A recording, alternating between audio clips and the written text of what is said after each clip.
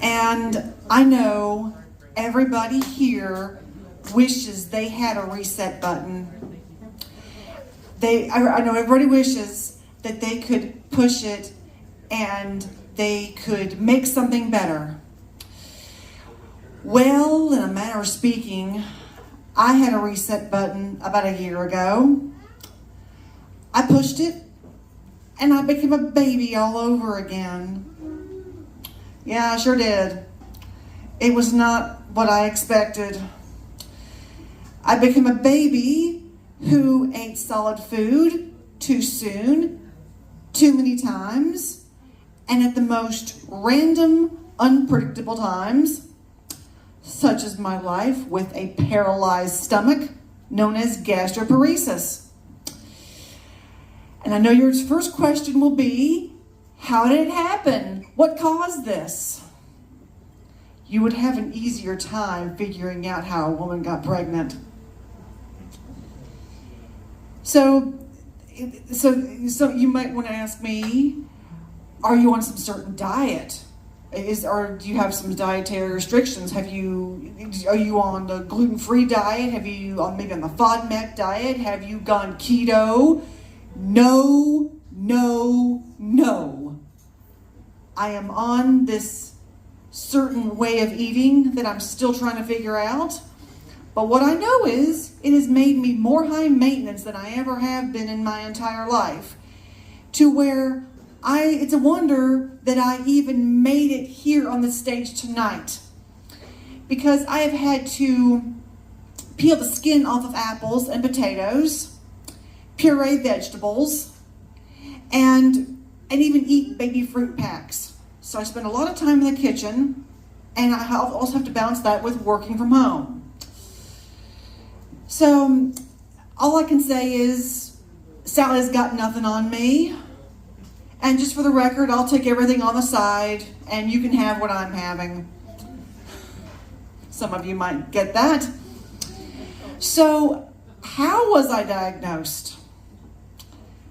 Torture. Just plain, pure torture. Not to mention the fact that it was in late October, I had the test that would have me figure out, that would determine whether I have this paralyzed stomach or not.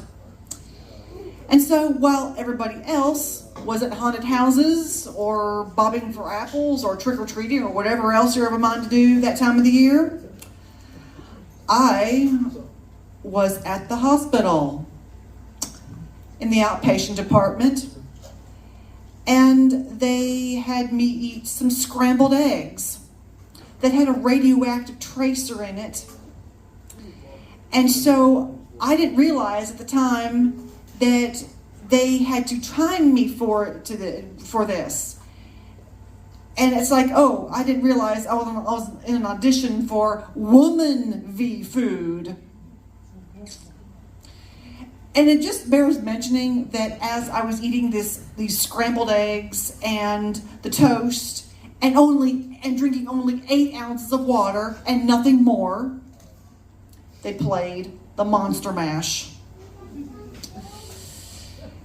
So I could not eat anything or drink anything else for the next 4 hours.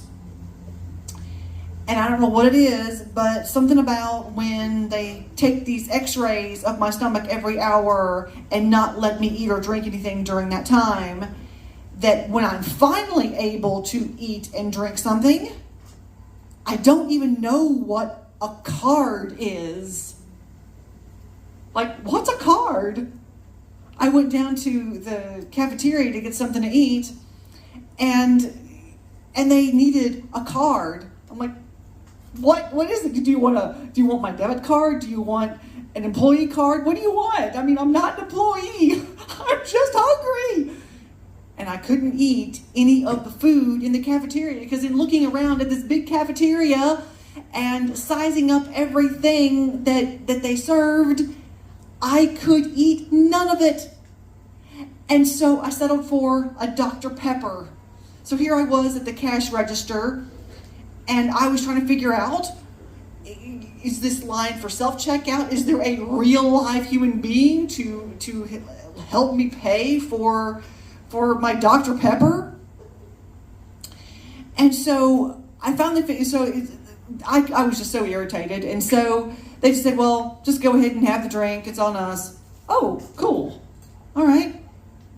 So this gastroparesis thing, it's just really, really weird. And so the next question is there something that I like eating? Something that I like making? Smoothies.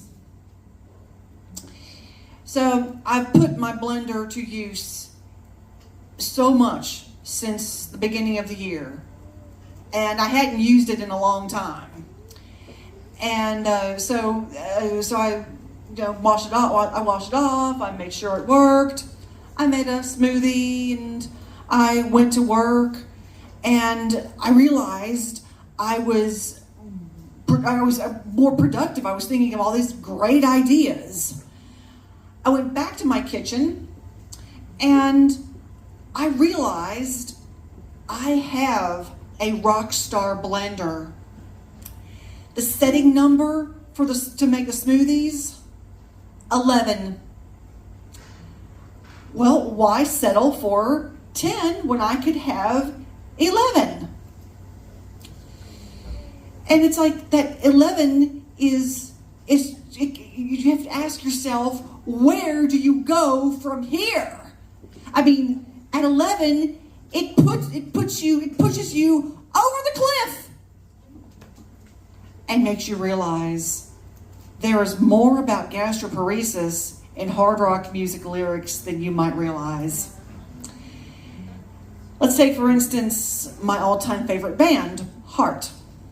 Probably thinking, oh my gosh, what do they have to do with gastroparesis, with the stomach? More than you realize. You're probably thinking, what song is she going to refer to? There's in one of their songs, they have lyrics that go something like this: "I'll chew you up and I'll spit you out. Never want to know your name." And I'm going to say the song is called "White Lightning and Wine." And for those who haven't heard it, I'm going to say one word about the song that will have you looking it up on YouTube. Cowbell. Need I say more? I can't be a woman of the 80s and not mention Kip Winger. I met him twice. He's real laid back, real down to earth, at least when it comes to me. I don't know if I'll ever see him again, but one thing for sure, I have to keep from telling him, dude, with all due respect, you do not understand what I have now called gastroparesis. Those lyrics of, I can't get enough, I'm still hungry, you're wrong. I get hungry easily, only about 5 or 10 bites and I'm done. But there's always Boston. Yes, there's always Boston. For all these decades, my favorite song by them has been More Than a Feeling. Oh, yes, okay. And the thing is, my other favorite one now is Feeling Satisfied. Are you feeling satisfied? Yes, I am. Easily. You never really knew that there was so much about food and digestion and all things about it in hard rock music. Then there's always Great White. Their timeless 1989 classic, Once Bitten, Twice Shy. You can't remember when you got your last meal, and you don't know just how a woman feels. That's all I have. I'll see you next time. All right, y'all give it up for Julia. We've got D.B. Cooper Jr. coming to the stage. He's been looking for his daddy for a while.